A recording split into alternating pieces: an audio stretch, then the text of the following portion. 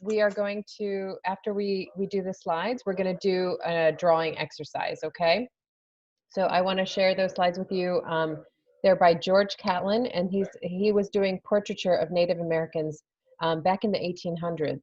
But I want to look at them specifically because there's a technique of breathing that Native Americans knew and passed on to him, which was only nasal breathing. So when you're meditating or when you're, even in terms of prayer and things like that, um, there's a particular way of breathing that is healthy for the body.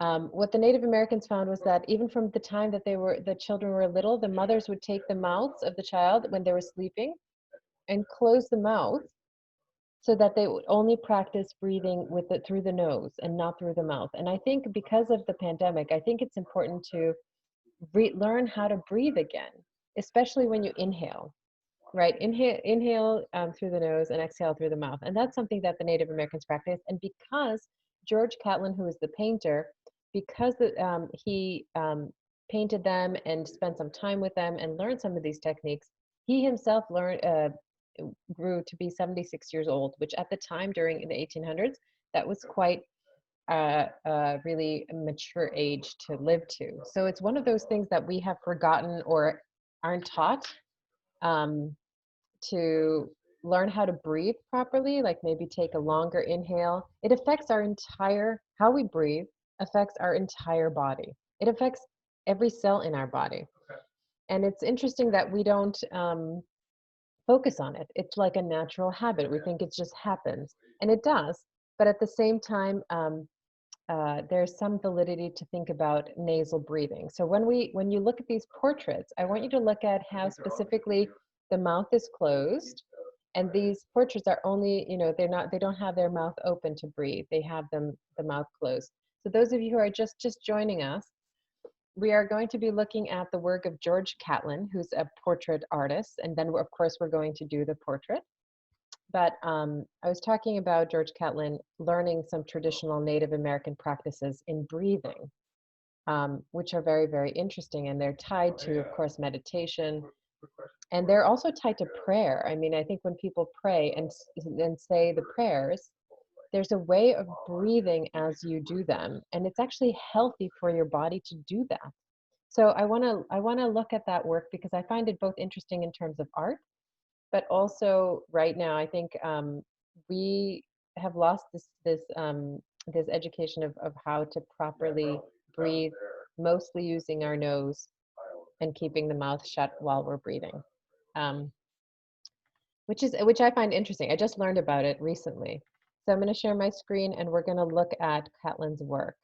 The other thing that was interesting is, of course, that he made the largest record of Native American portraits. I want to start with, and you'll see how the difference in terms of color, in terms of style, in terms of how poised the Native Americans look in George Catlin's work. Okay, so when you look at the work, it's interesting when a painter is painting. Sorry. I'm just gonna, we are sharing a space, so I need to make sure that we can hear each other. When we are going to be doing our drawing and we're going to be measuring our own proportions and we're going to be drawing that on the page, what's interesting about Catlin, of course, is that the measurements are different. And usually we have our measurements ingrained in our hands because we know our face really, really well. In Catlin's case, and usually when you're drawing somebody else, your face comes out first. It's super interesting. We somehow have the math of our face in our fingertips. And sometimes you'll see the history of your grandparents, you'll see family members in the portraits. And Catlin did that, but he tweaked the proportions, he really remeasured and more accurately while he was looking at the Native Americans and drew their proportions in slightly different manner. Of course, everybody's math is slightly different, right? Of course, everybody on the planet has slightly different mathematical equations in their face, but we all have them. I just think that this collection of works is really strong because it's not the stereotypical portraiture, right? Portraiture was built on people with wealth, they got their portraits painted, and also in terms of religion, right? The church which sponsor paintings. But Catlin did this on his own. Eventually, he wanted to give it to as a record. He painted over 500 portraits, 500 paintings of Native Americans, and he wanted to sell it to the government. The government would not buy the whole collection. Eventually, though, the Smithsonian did take his whole collection in. Adeline, if you can possibly mute, that would be great. Thank you. Okay. So what do you see when you look? No problem. Take your time. You're in the car. Yes, I'm driving. Yeah, take your time. Be safe, please. Okay. When you look at a portraits like this, what do you see? What do you think the character is? How did Catlin depict it? How's it different from, say, a portrait of George Washington? What do you see in these images? Amy, what do you see? Anyone really? A lot of the bone structure in the face. You see the cheekbones. You can see the jawline. Yes, the front, like the lines. Right. Yeah, and it's very direct, and it also puts them in very powerful kind of positions, which is something that, of course, the government, when George Catlin was doing these, the government didn't really want to portray Native Americans in this way. So he understood the power that paintings can produce. Any reflections, Jordina, on this particular painting? And this is of a female. So again, he was painting everyone that would sit for him, and he would also spend some time with them. Again, you can see the closed mouth, breathing through the nose. And it was really a practice that they started very early on when the children were little. Again, that the moms would take, the Native American mothers would take the child's mouth when they were sleeping and just close the lips to make sure that the child would be breathing through their nose. And they associated that with good health. They did not fall ill very often. And I think right now that would be really beneficial for all of us to know how to breathe properly through our nose, and what that, and what health benefits there actually are with that. So here are a few more of the portraits, both of female chieftains as well as male, right? There was that kind of balance, at least as part of this tribe. Notice how wonderfully he painted those the marks on the red, right? Right on Harrison Avenue. When people started portraiture, this kind of streak across the face would have been so foreign to them. But Catlin really sat with them. Harrison Avenue. You can also look at the natural elements that are added to both her clothing as well as the feathers. That kind of patterning, I think, is so stunning, but very, very different from the paintings, of course, at that time, right? Same thing with this. And it's interesting. It's not. Hi. I think a lot of people who would see these portraits would be, at that time, would be quite scared, especially the colonists. I have to go with him inside. I have to go with him inside. You just have to put the stuff outside? No, him. Teacher? Yes. Hello? Yes, Adeline. I have a connection problem. That's why you can't hear what I'm doing right now. So I'm going to close, and then I will come back again. Thank you very much. Appreciate that. No problem. Okay.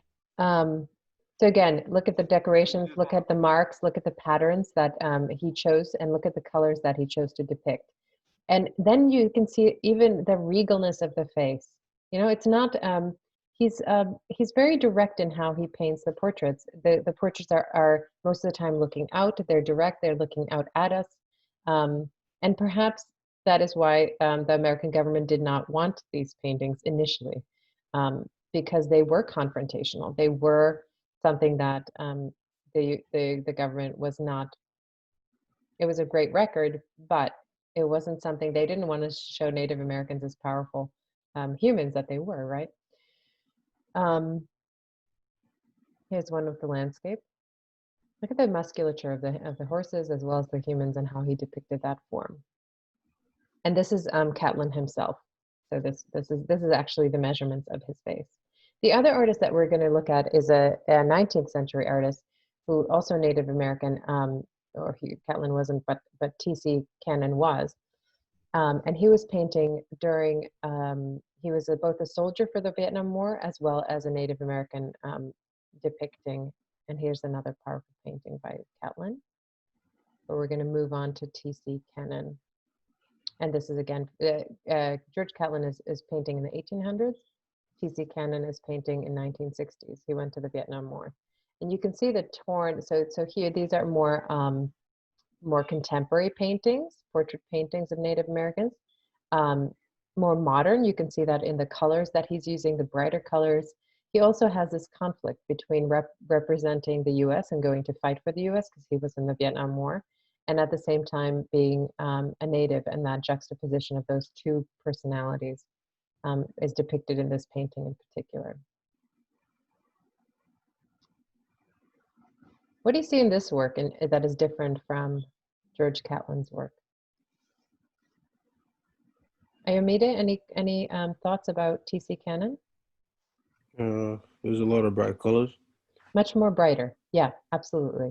And he was reflecting those colors, and especially using complementary colors, which are very interesting, because when you use, for example, a green and a red, those two colors sit really well together in nature, and they will attract the bees. And we're just like the bees.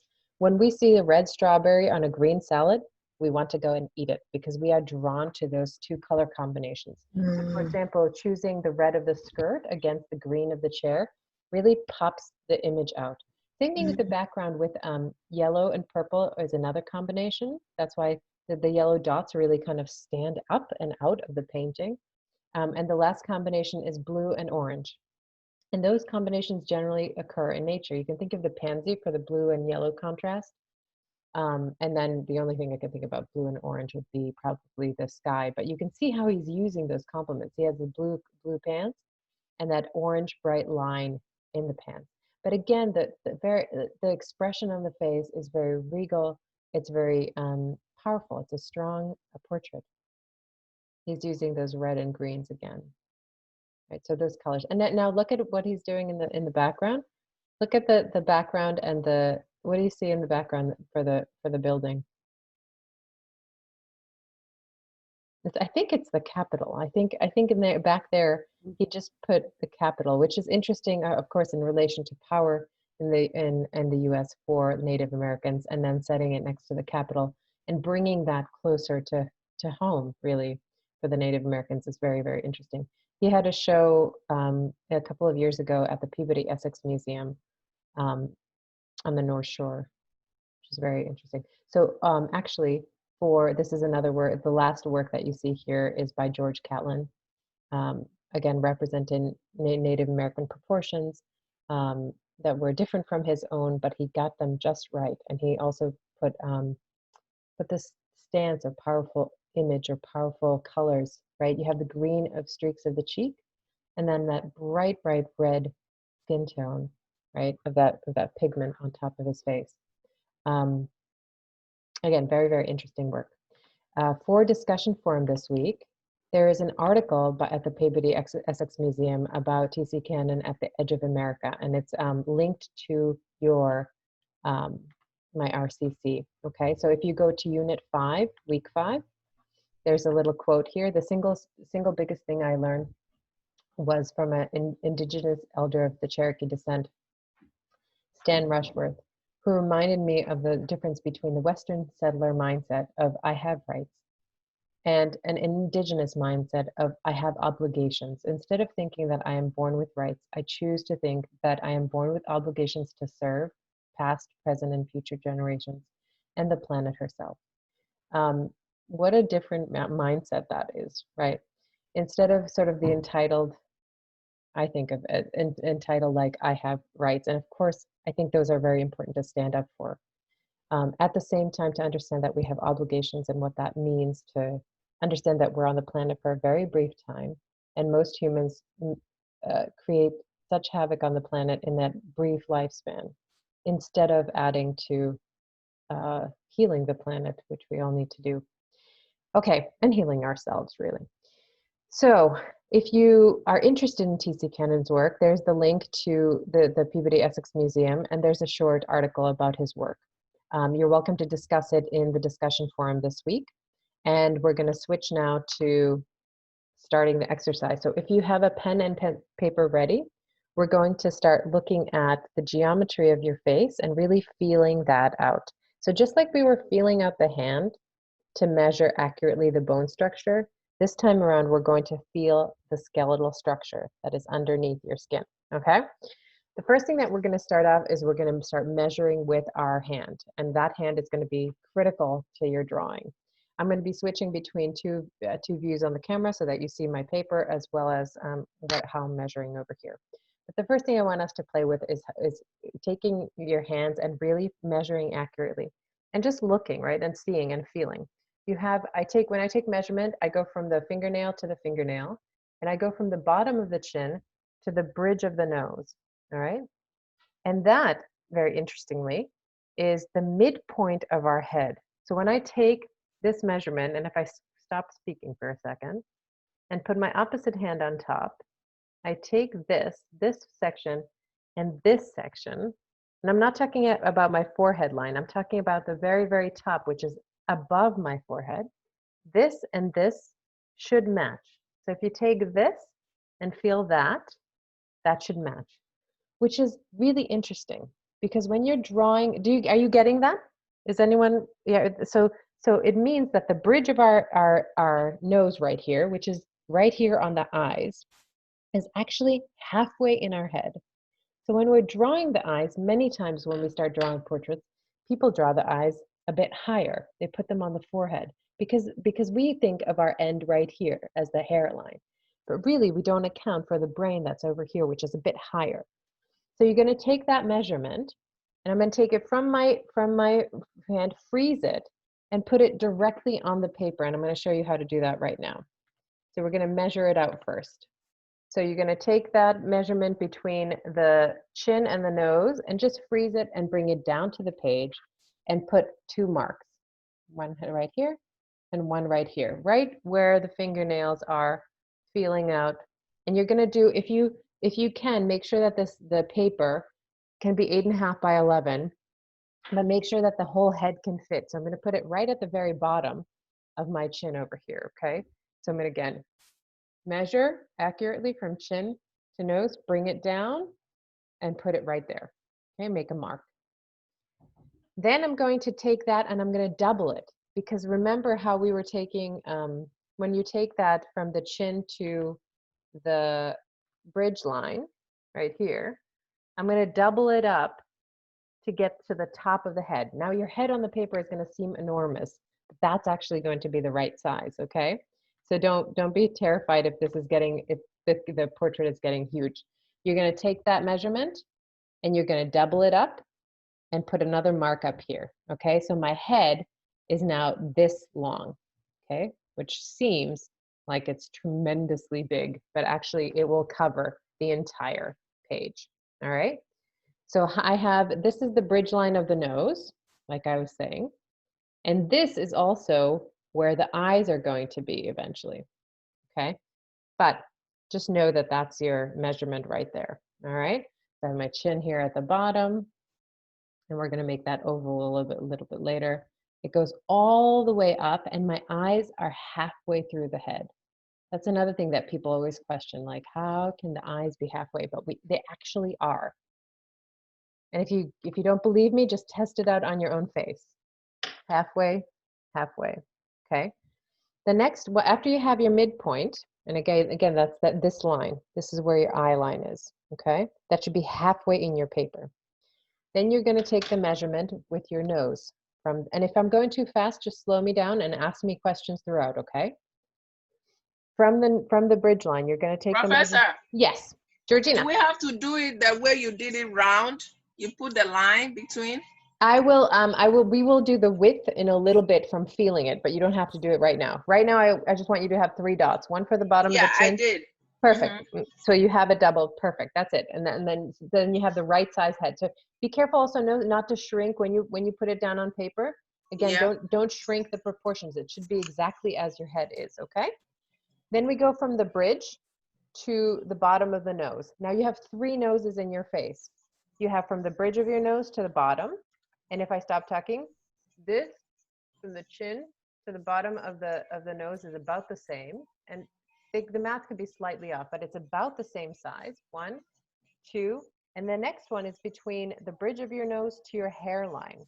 Okay, so you have 3, and I want you to feel this out, right? Some people have smaller noses, some people have larger noses, so you can feel it out. So you have about a third, and you want to make sure that the bottom has about the same size.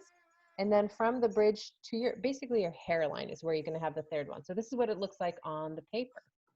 When you go to your paper, you're going to take that measurement of your nose again, and you're going to bring it down.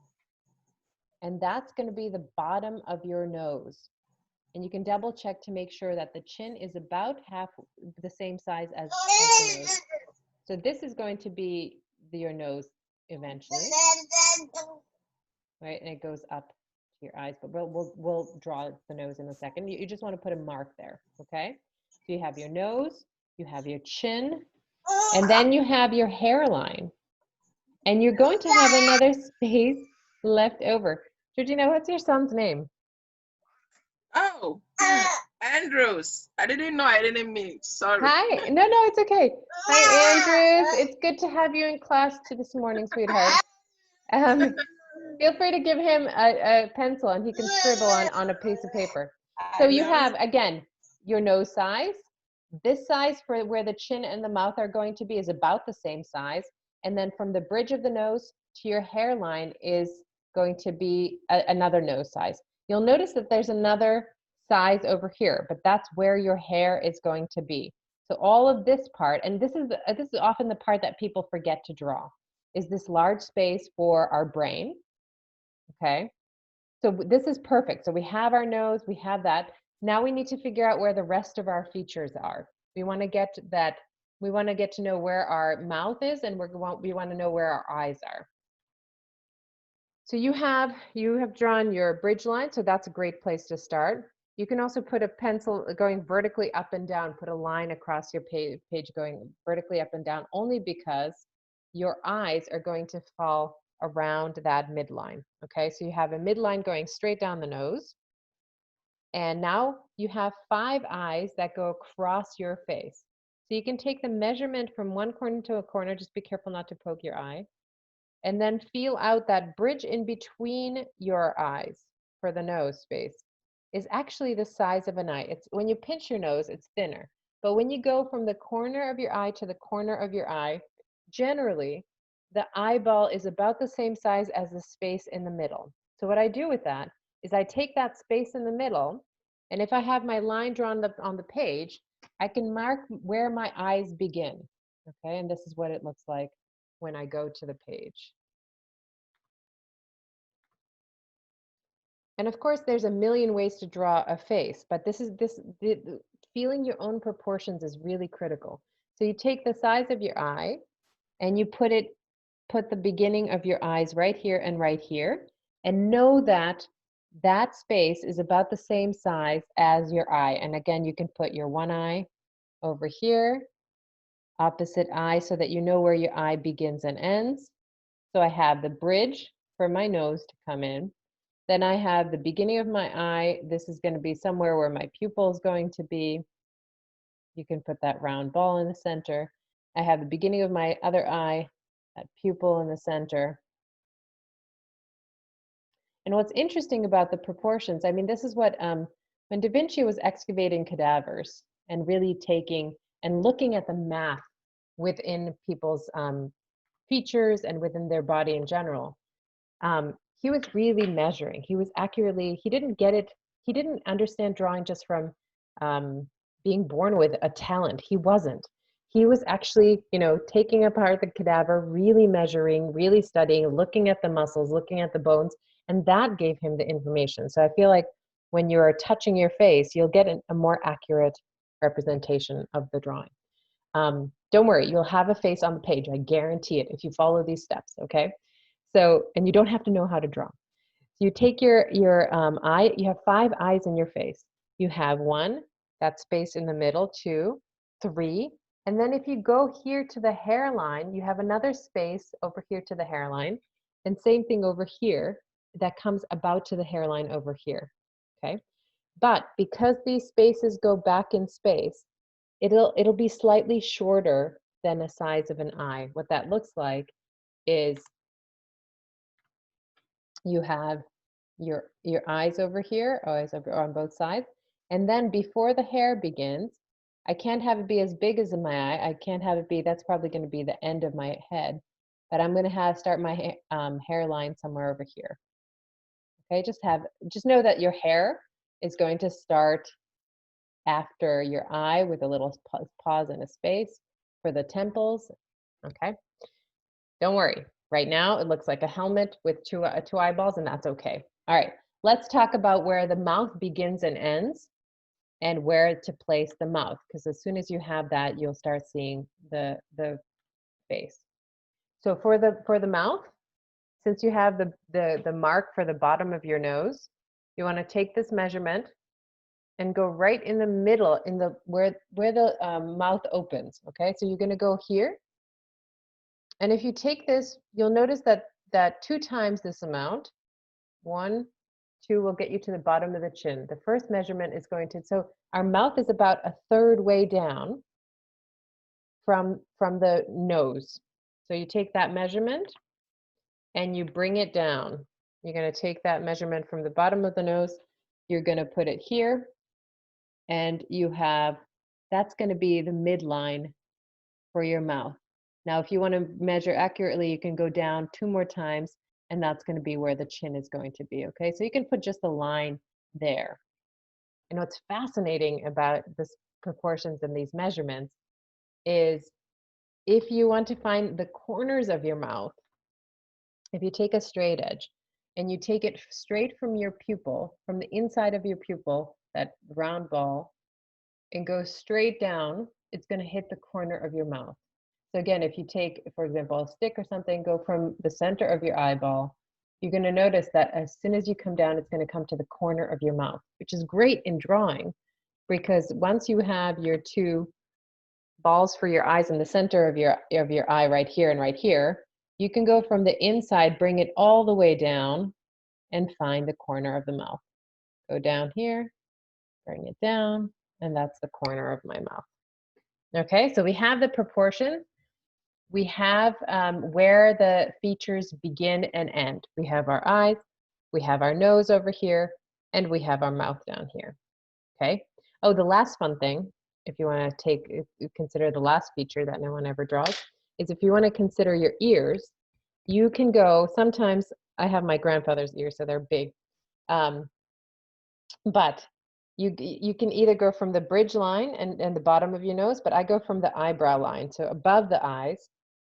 If you take this measurement and go directly to the side, you'll hit the bottom and top of your ear. So if you take that nose again, that from the bottom, you can go to the bridge. Sometimes it's at the bridge line, sometimes it's at the eyebrow line, and go directly to the side, you'll hit the bottom and top of the ear. Does that work for everybody?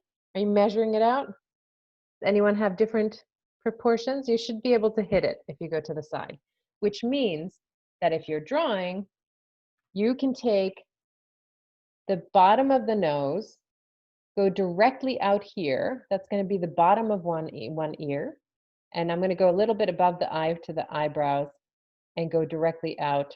And my ear, even though it looks enormous, is actually like that. So I'm going to go again from the bottom of the nose. I have the eyebrow line, and those are my 2 ears. Right? They're kind of C shapes on the side of my head. Okay, are you with me? Any questions so far? All right, because we're going to take it now into,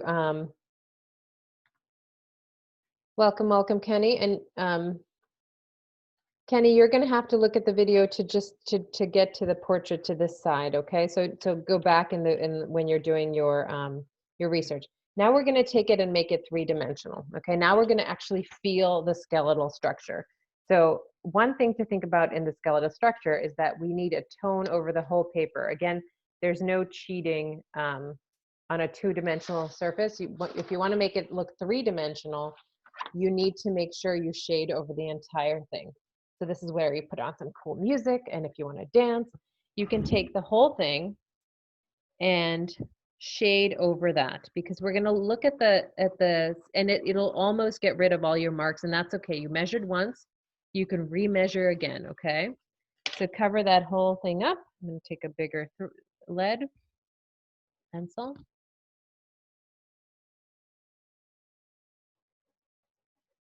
And we're going to cover it, the whole thing up.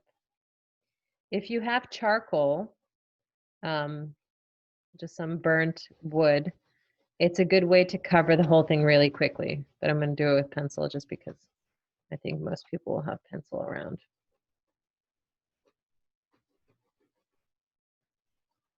You want to put a nice even coat. If you can make sure you don't leave any white lines in the, it'll read as space if you can leave out the white lines. So shade over the whole thing at least once.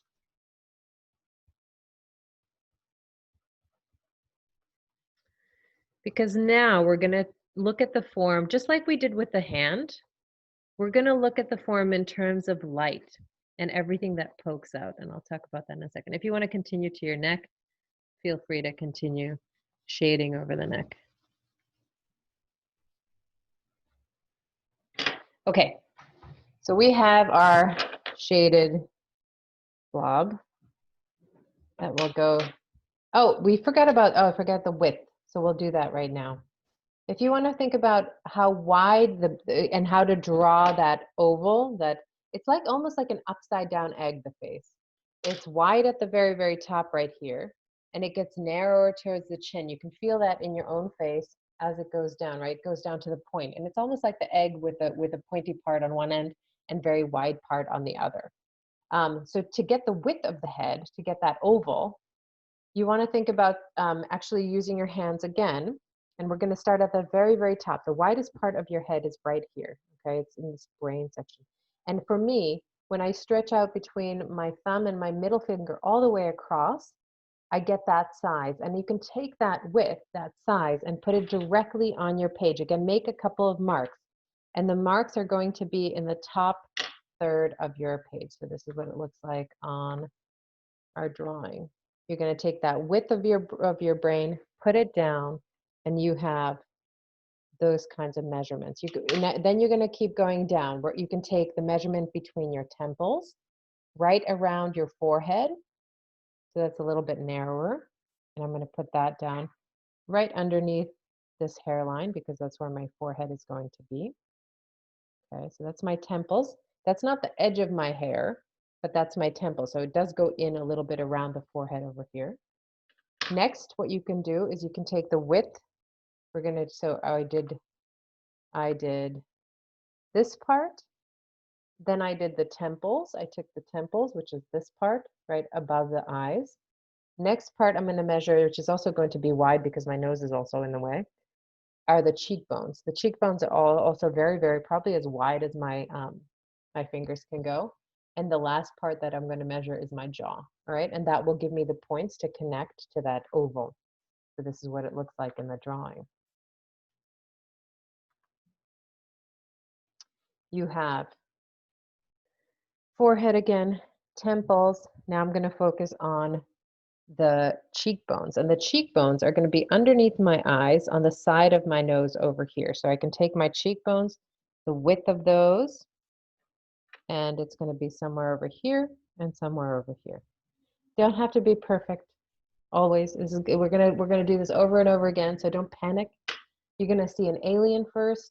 You might see your grandmother first, but you will get a portrait at the end. And the last thing that I'm going to take measurements on the side is going to be your jawline. Okay, somewhere. And that jawline is actually almost by your mouth. So when I have my mouth over here, if I take the width of my jaw, I have it here, and I have it here. Okay, and then you simply connect the dots. You take, the chin is pointy. You can go ahead and connect to the jawline, connect up to the cheekbones. Here I'm going to not go to my temple, but I'm going to go to that big part of where my brain is at the very, very top before I go up to the top of my head.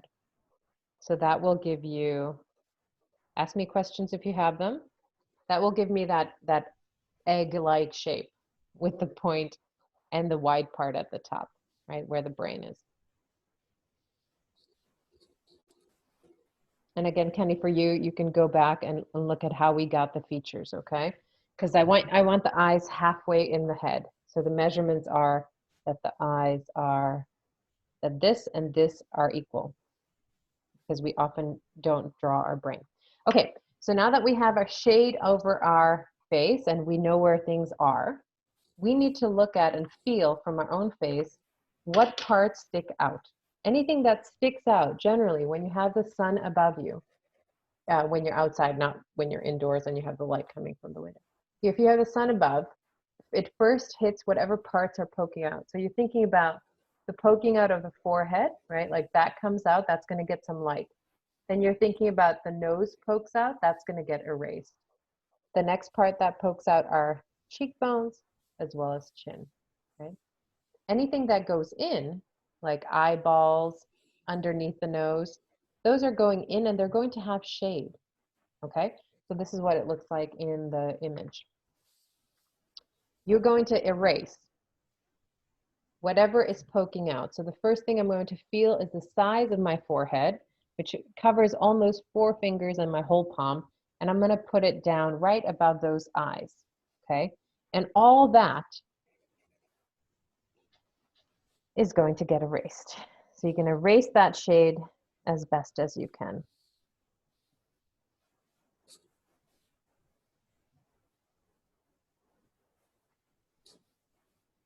Okay, I'm going to measure again and feel out the size of that forehead, make sure it's big enough. And again, these marks are my temples, so I'll stop erasing around my temples.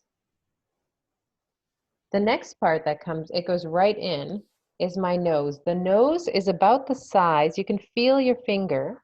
And what I do is I take my finger and take my thumb at the bottom. And the nose is about the thickness of actually my finger. I feel, I feel that bone.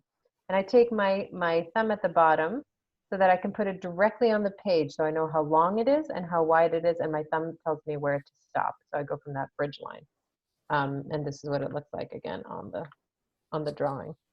I take that, I put it down, so I know where my nose stops, and it's about the size of my finger. So I go ahead and erase, because the nose comes out, it protrudes from the face, and generally it gets light. So it's like a line, a thicker line, with a ball at the bottom and some nostrils on the side. So I erase those as well. And don't worry, this will show up a little bit later.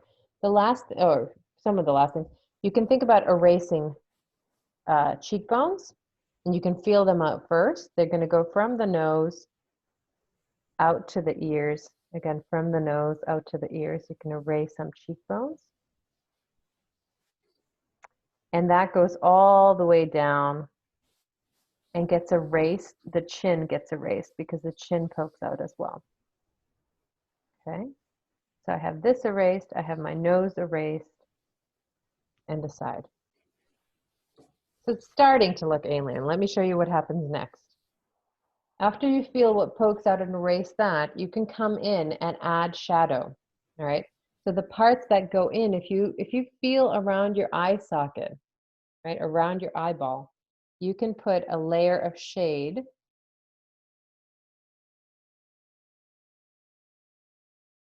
around the eye. And you can actually, if you want to, if you want to see that alien form, you can really shade over the eye. Don't worry, we'll erase the whites of the eye. And you want to put that on both sides. So now we're again shading anything that goes in. I have one eye over here. I'm going to take a pencil. I want to get it nice and dark.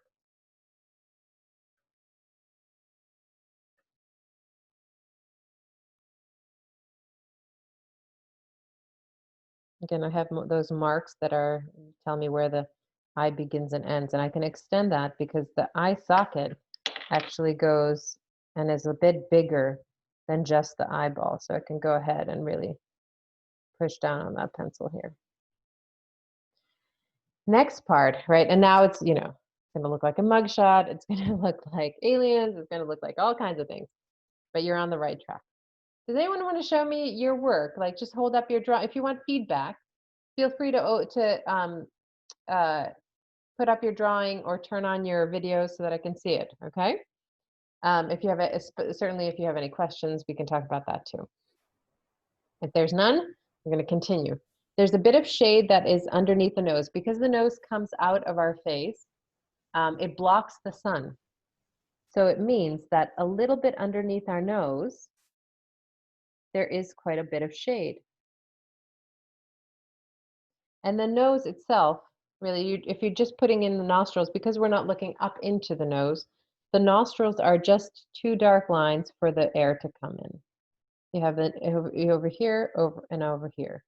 You have that ball in between, a nostril, and if you want to, you know, get the creases of the nostril, you can put a little line over here. That's for the end of the nose, the crease line, and that will give you something that looks like a nose. You can feel it, of course, in your own face, and you can see how to draw that. Okay, I'm a big fan of touching the actual form that you're drawing.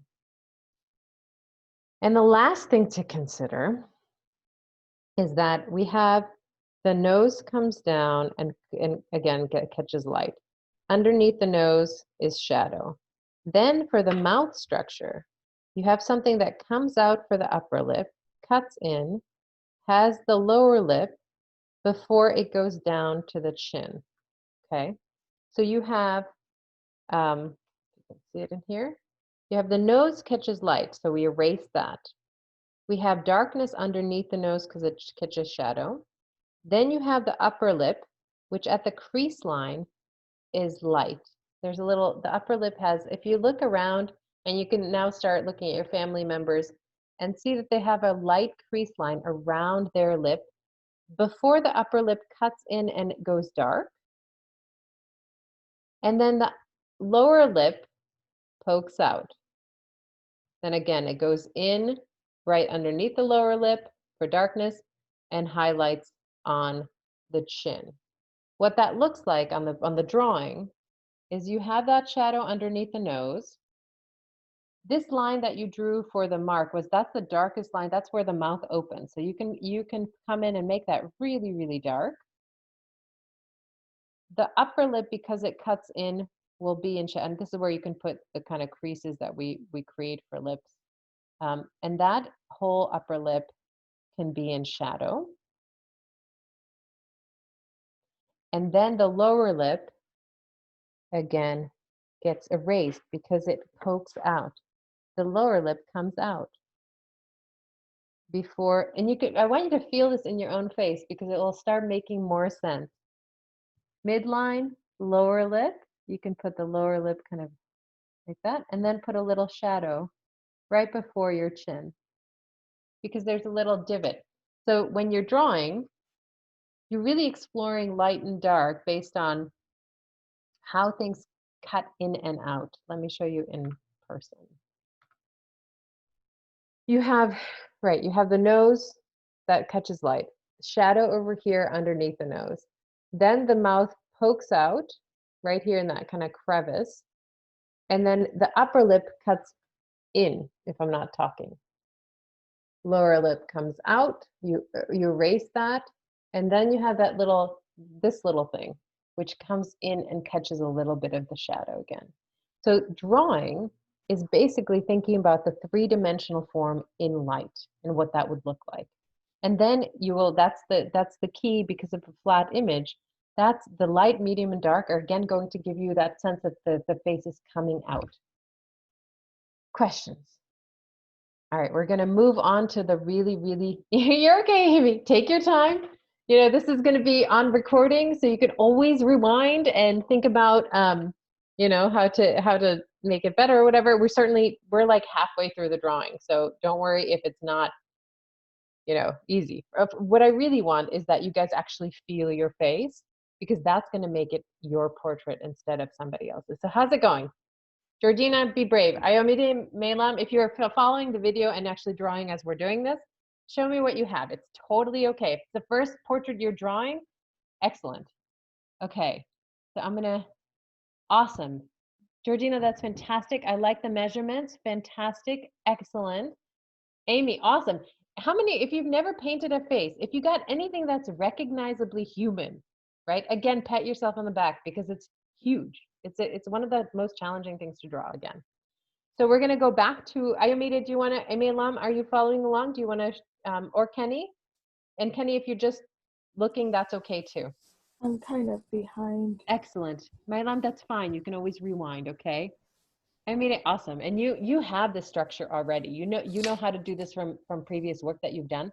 This is just telling you exactly the measurements and how to feel it out. So when you're drawing somebody's portrait, if you're drawing somebody, a friend or whatever, or someone that you have a commission for, you can really think about the proportions and how to change that, or think about 3 of the noses so that you have them accurately. And then you go to the specific of that particular person. Are their eyes a little bit more spaced out? You know, all those particularities. The last thing that makes it really stand out is the hair on our heads, because it makes a contrast. It frames our face, right? So the hair is going to be a ton darker, as is any other facial features. If you're a man and have a beard, that's going to be a lot darker. If you, Amy, you're hot, don't worry. Don't sweat it. It's okay. The eye. It's I'm 50, so I sweat a little bit. Yeah. I totally understand. I'm almost there with you. Eyebrows are going to be a lot darker because they're also hair, and eyelashes. Yeah. So those things really frame. Those are the darks of your face that frame the drawing, and I'll show you how that's done now. I'm switching off. All right. So we have hair, and you want to draw your hair just like you style it, or if you put it up, right? For me, I have the hair going back into what feels like a ponytail. So you want to draw it in that direction, but feel free to press on that pencil. And that hair, by the way, is going to continue from around your forehead right up to your ears, okay? And those of you who have longer hair, they can continue up from underneath right over here, okay, for long hair. For short hair, think about how you style it, and certainly put in a really nice shade for the hair, because it needs to be in huge contrast to the rest of your face. So in that top section, you have that mark where your forehead began. This whole part needs to be, that's where the hairline is, and that's where the brain is. And this is the part that most people forget to draw, is this top part of the brain. They often draw to the forehead line and think this is the end of the head, but it's not. It's one of those proportional things that happens. So you want to put a nice shade over that, and that makes the forehead really stand out. I'm going to go around my hair, around my ear right there. And if you want to come out, if your hair is coming out from down here into your neck, feel free to draw that. Again, and if you style it in a particular way, you want to think about how you style it. If your hair is falling in your face, you can continue it that way. Next, you have, like we were talking about with the eyebrows. The eyebrows are going to be right on the edge of your, when you have your eyeball over here in the socket, the eyebrows are going to be right above that. Again, growing like you know they grow, unless you design or style them. And you also want to push really, really hard on that pencil to get the edge line of those eyebrows, because they frame your eyes. They actually speak a lot.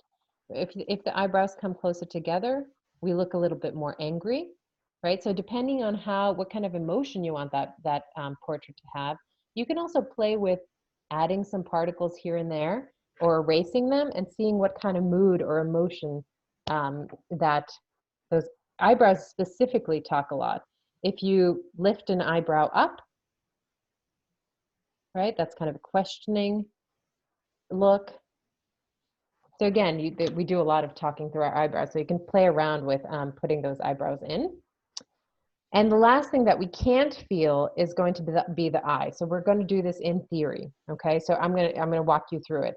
The first thing you want to do is you want to put in that really, really dark pupil. That's the contrast to your whole eye, and it needs to be as dark as possible. In that value scale, you want it to be a 10. You want to push as hard as you can on that pencil, draw that eyeball right in the center of that eye. And I'm doing this upside down and backwards, so I have no idea how this looks. We'll see. Okay, so you have those dark eyes. Again, you can check this. The corners of the mouth are below them. And what you do now is we're going to take, there's little triangles on the sides of your eyes. And if we were in class, you would be looking at each other, but I'll show you where they are. They go from the inside of your eye, just like we had that mark. I have one triangle here, and it goes right up to the eyeball. And the other one goes from the eyeball, or the pupil, sorry, and into the end of that, okay? So as soon as I take out my lights, and they're really, it's so interesting when we look at each other and we read so much from the eyes, it's because, again, it's that contrast that we see. It's that light and dark together that make it so clear. So as soon as you put those triangles on your eyes, you have human. Anyone will recognize it. It's going to be a portrait. It's going to be a face. Okay. And because we put such emphasis on the eyebrows, or I'm sorry, on the eyes, we'll talk a little bit more about them because this is just the start.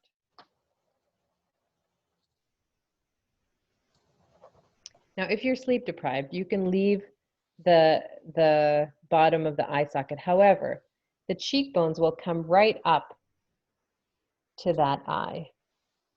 So you can erase a little bit from the bottom.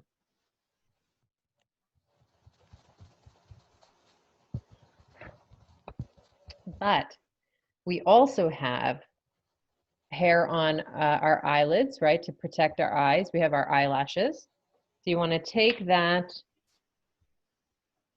your pencil, the darkest one that you have, and you're going to put a line from the beginning of your eye and through the top of that eyeball, right? That's where the almond shape comes from. But it comes from that because their eyelashes there, they're really, really dark. So you can put a dark line right at the corner, and I'm going to show you what this looks like. When you're drawing the eye, usually when we're looking at each other, sometimes we see the bottom of our pupil, the center, the circle in the middle, and we see sometimes in the bottom. However, the top is cut, so oftentimes we never see the eye fully out like that unless you're in a state of shock or fear, right? You'll see the whole pupil. But when you have your eye in a natural way, it cuts right into that pupil. And so you only see about the bottom circle. So what that looks like in the picture is that you have this happening. You have the dark line of your eyelashes, right, coming here and cutting through the circle. So what I have is the bottom I see, but the top is cut, okay? And that will make it look a little bit more natural than sometimes we draw the full circle. Again, that would be in like a state of fear. So you have the dark line of the bottom. You also have eyelashes at the bottom. And that's another way why those shaped eyes are coming in, is that you can draw the bottom, almond eyes, and that's going to give you a certain kind of look. We'll talk about how to put emotion behind the drawing as well. This is just the structure. Now it's interesting with the eyeball, you have the eye comes in like this, then you have your pupil, and it comes out like that.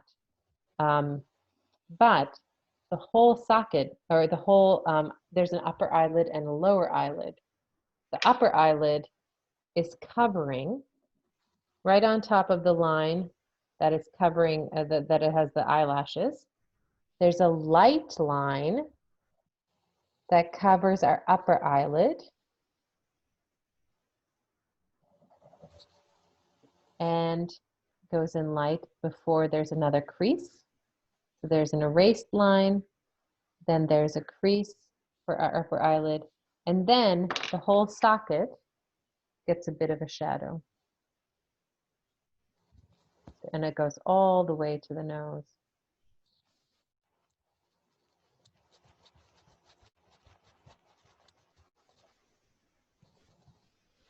So you can play with this now. You can take your eraser, erase certain things, add particles. These are just particles on paper. You can completely play with these.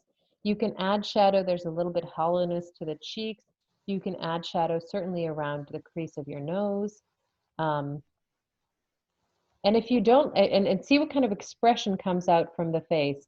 If you don't like that expression, simply change it. Take the eraser and play around with taking some of those particles off. What would that look like? What would that expression look like? You can make the mouth smile if you bring the corners up a little bit.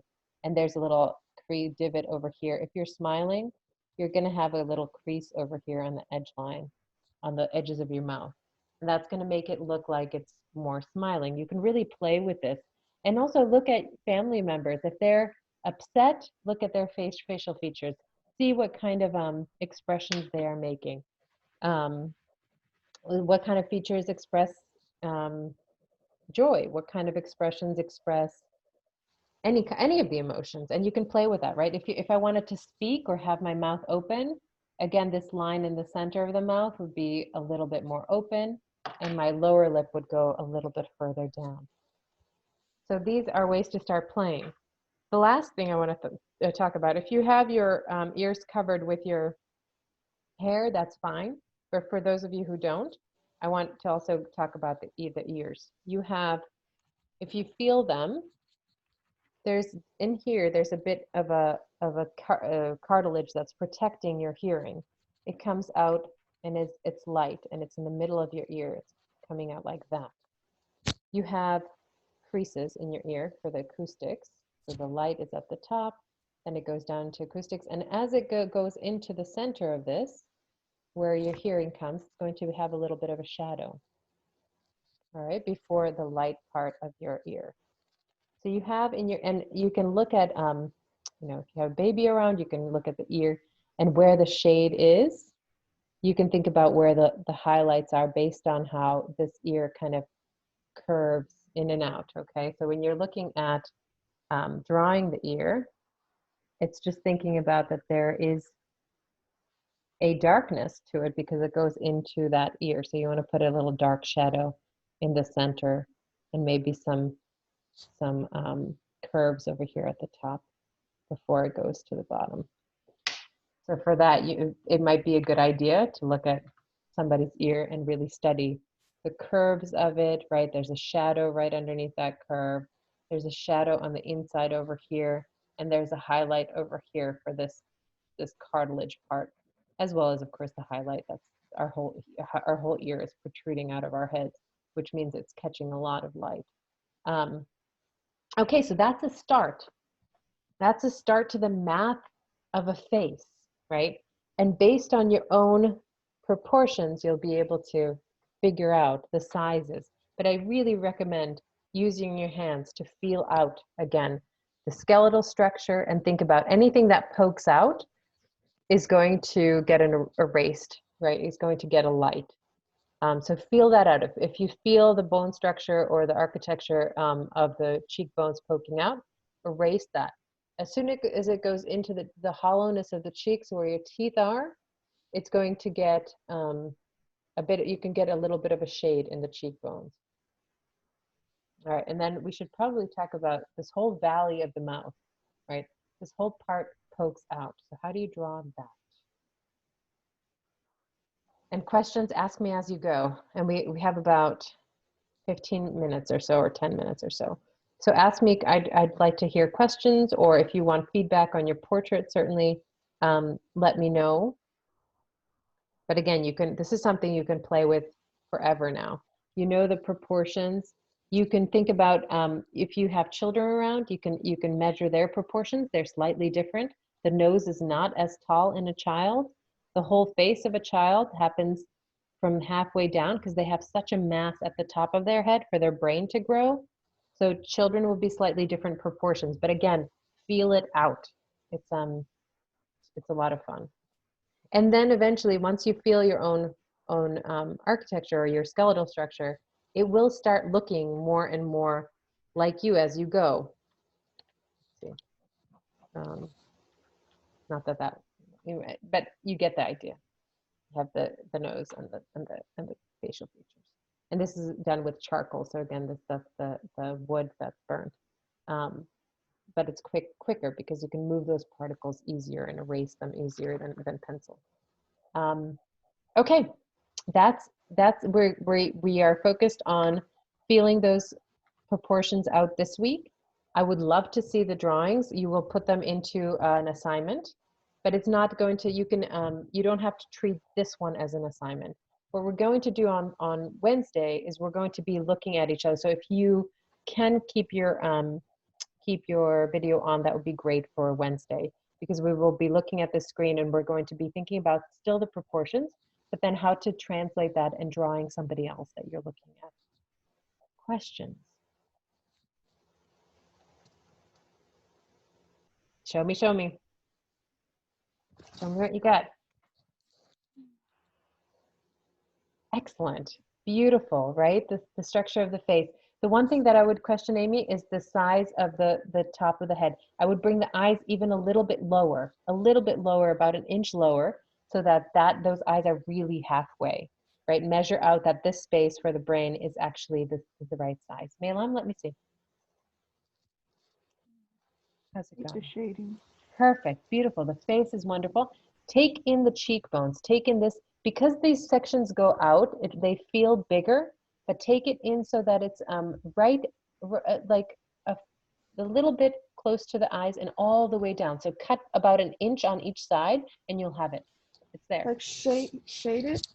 I would just erase it. I would get rid of it, right? Get rid of about an inch on each side and that will be the structure of the face. You can also remeasure this when you took the measurements like this. Just make sure it's the right size because that needs to be a little bit narrower. They're a little bit slimmer over here. And as soon as you bring that in, it's going to be face. Beautiful. Amita, let me see. Your self-portrait, ready to put in a gallery?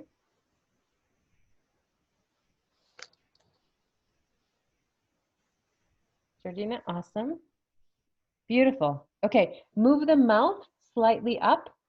Georgina, for you, about a half an inch. Amita, keep it there. You got it. Beautiful. Awesome. Right now you can experiment with the expression, with what you want to say. So Georgina, the only thing that's off in your portrait, you have it all set up, except I would bring the mouth closer to the nose and then you have it. Okay, so just lift it up.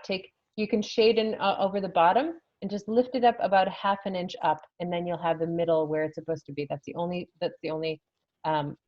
that I would comment on, is to take that mouth and put that line a little bit higher. That's it.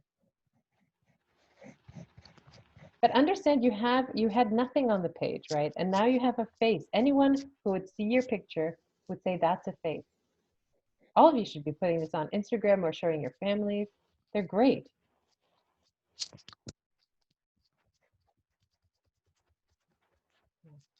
And I mean, for you, just make the contrast with the hair much darker. Like have that hair really contrasted with the rest.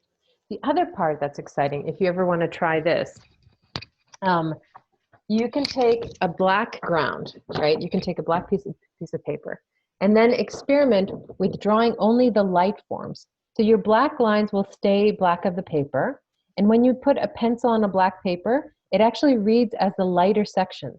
So depending on where your light is hitting, you would be drawing only the light. So you'd be drawing the curve of the forehead, you'd be drawing the nose, the cheekbones, but you would leave the shadow of the eye socket. So this is something fun to experiment with for those of you who are drawers anyway, is to take a different ground and start thinking about drawing the things that are not the features. Usually we focus on the eyes, the nose, the mouth, but start thinking about the structures of how would you draw a person without the features? How would you draw the forehead? How would you draw the cheekbones? How would you draw, oh, and we forgot about the neck. The whole thing, in the last few seconds that we have, or minutes that we have in class, the whole portrait comes out because the face protrudes so far from the neck. So if you want to, you can take it, and this will help the neck, the face really stand out, is you can put a shadow underneath your face so that it has that feeling that it's coming out of the neck. And again, I go across because it's a cylinder, just like my hand, I go across it like that in a horizontal way rather than shading up and down. So that will also help the face to stand out from the picture. Excellent job. Those of you who are on and participating and doing it as we're doing it, those of you who are going to be doing this later, just enjoy it. Just have fun. Play with the particles, rearrange. They're really light and, you know, it's just pencil. It's just graphite on paper. They can move. You can shift them. And certainly if you want a particular kind of expression, at this point, if you want to, you can, of course, use a mirror and look at, you know, if you want to make an angry looking person, or if you want to make whatever motion you want to make, you can look at how those features, because all of our features do something different if we smile or if we frown or all those emotions. And then you can play with shading just a little slight area over here to really like be angry or whatever the emotion that you want to convey. Because now it's a portrait. Now you can put it up and yeah. And all of you have no excuse anymore. You can't not call yourself an artist. You are one. So, Professor. Yeah. So we don't have to submit this one, right? I would love to see them. You don't have to submit it for an assignment. You will submit when we're drawing on Wednesday, the other person, I would love, those are going to be for an assignment, right? And in that assignment, if you want to put in the picture that you just drew, I would just keep a record. I would photograph it anyway, whether you're putting it on Instagram or it's not going to be graded. That's the thing. Okay, all right. But what we're gonna do on Wednesdays, is gonna be graded. Yeah, on Wednesday we're going to take our sketchbook and we're gonna look at each other in the Zoom and we're going to draw, and it's gonna be fine. They might all end up looking like you or whatever, and it's totally okay. Again, our own features are so ingrained that it's hard to. But you will, you can measure now on Zoom, because we're on Zoom. You can take a pencil, and we haven't mentioned this, but you can use a measuring stick. It's sort of a cheat sheet. But you can take and consider how big the nose is on the screen, and then really see if the chin is about a third, nose is about a third, then the hairline. We're going to go over this, and the more you practice it, the more natural these things are going to come, and you'll be able to look at your son and go, right, I want to draw the baby today. Okay. And then hopefully I'll practice more. I put the mouth a little bit up. Yeah, perfect. That's exactly right. I'll practice more. Maybe it will be better by Wednesday. I think it's looking great already. Mm-hmm. Okay, thank you. I think they're all looking great. It's exciting to see. Yeah, please email. I would love to see them just for my own, joy. So I would love to see them and have you share them, with people that you know. Portraiture, again, is one of the hardest things, just like drawing the hand, so show it off. All right, folks, I will let you go. Have a wonderful rest of your Monday. Certainly take it easy. See if you look up the breathing technique by a native, there's also a book called The Breath, but any kind of meditation and focusing on breathing through the nose is going to be helpful than taking in, right, without a filter. We have no filter in our mouth. We have a filter in our nose. And especially at this time, it's important to reconsider our breath and what it's used for. All right, everyone, have a wonderful day. Let's see. Excellent. Maylan, awesome. That's wonderful. So bringing that in, it really helps. You can still cut a little bit into it. And with your chin, you can lift the chin a little. The features are exactly where they should be. It's now looking at the slimness and the narrowness here and a little bit on the chin. And that will frame the picture. So don't be afraid to put more particles like hair coming in and really cropping that face a little bit. And the chin, I think, can tuck a little bit up. So the way to do that is just to add more shadow underneath it for the neckline, and that will bring the chin where it's supposed to go. Looking good though. Thank you, Professor. Pleasure. You're a great See you teacher. later. Have a great lunch. Yeah. Have a great day. You too. And if anyone has questions, you feel free to stay on the recording. Kenny, I know you jumped in late. Are you okay to do this exercise sometime in your day? Yeah, so should I watch the video along with doing the exercise at the same time, or do you think I should do them separate? I think you should do it at the same time, but I know this recording takes about an hour for it to translate into Zoom and then for me to upload it into video. So give me until the afternoon, till about 4 o'clock to get it in there. And you can have, again, this is not for a grade, but this will help you with the practice for our Wednesday class, okay? And it'll break down exactly what we did step by step. So I would do it along with it. I think that would be helpful. So on the RCC coursework, it says self through touch. So that would be the one where we upload. That would be this. That would be this one. But you can. I think what I'll have you do is submit both portraits, the one that we do from today, as well as the Wednesday, and I'll just choose whichever one works better for your grade. And for the Wednesday one, since I would be missing like half the class, should I just sketch Karen and then Karen can sketch me instead, like something like that? That was my guess. Yes, I think you should sit with each other and just look at the proportions. The proportions will be what I'll be looking for is to make sure that that's 1-to-1 ratio, and see how and really feel it out. I mean, you guys are brother and sister, so she probably wouldn't mind if you went and measured her nose, and measured her forehead. If you go to a stranger, that might be a little bit awkward. But I think with each other, I think drawing each other would be a good idea on Wednesday or Thursday, and the assignment will be due by like Saturday, so you'll have the week to do it. Okay, and I was wondering if that was the only thing we had to do, or would there be like discussion board questions? There's a discussion forum question on the work, which you'll also see in the beginning. We talked about the work of George Catlin, who painted Native Americans.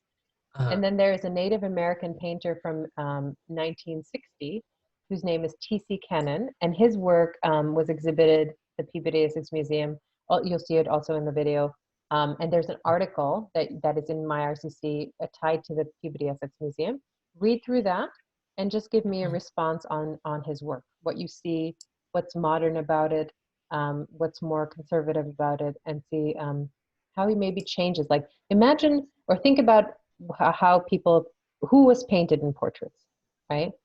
Who do we recognize as portrait people or people that we see in portraits, and see how his paintings challenge that. Okay. Good question. So will we post that in the open discussion, or would you create one? I'm gonna create the discussion for TC Kennan. I'm gonna do it now. Okay. Okay. And that's all the homework that's necessary. That's right. Just the discussion forum and then these drawings that we're doing. Okay. Thank you. Pleasure. Have a great day. Okay. Okay. You too. Bye. Bye. Meilam, do you have questions for me? I was kind of took focus. So our homework is to participate in the discussion forum. Yes. And the drawings. The drawing that you're doing now, and then the drawing that you're going to do in class on Wednesday, and that's it. Okay. Okay, and you can practice. You can always practice breathing techniques and meditation, if it helps. So hard. It's wonderful. Are you kidding? It's fantastic. So, Meilam, how many times have you painted a portrait before? Not like this. I usually look at the picture and do it. And right. And I can do it better. So it's too hard. I think not judging it and understanding. I'm trying to give you different techniques from the ones that you already know. You can always go back to drawing the way that you know, but this is a way to retrain or reconsider how you approach drawing to begin with. And there's no right or wrong way to draw.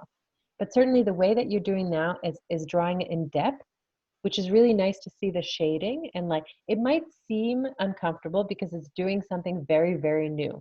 And that's always uncomfortable. Does that make sense? That's actually, if you put that drawing up, it's a very good drawing.